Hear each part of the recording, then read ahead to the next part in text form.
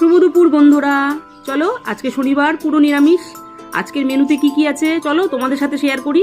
সবার প্রথমে বাটি মেপে এক বাটি গরম গরম সাদা ভাত, লেবু আর চাকা চাকা করে বেগুন ভাজা, পটল ভাজা আর পুঁই পাতার বড়া আর কাঁচা লঙ্কা দিয়ে পোস্ত বাটা নিয়েছি। ওপর দিয়ে একটু সর্ষের তেল ছড়িয়ে দিলাম। সাথে নিলাম গরম গরম এক হাতা খিচুড়ি। জানো তো খিচুড়ির সাথে এই পাঁচমিশালি তরকারিটা না হলে ঠিক জমে না। আর নিয়েছি ধনে পাতা দিয়ে প্লেন বিউলির ডাল, সাথে ঝিঙে আলু পোস্ত।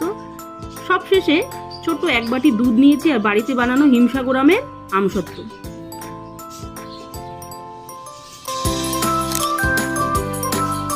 এই হলো আজকে দুপুরের মেনু। দুপুরের মেনুটা কেমন হয়েছে তোমরা অবশ্যই কমেন্ট করে জানিও। তো আজকের মতো এই পর্যন্ত।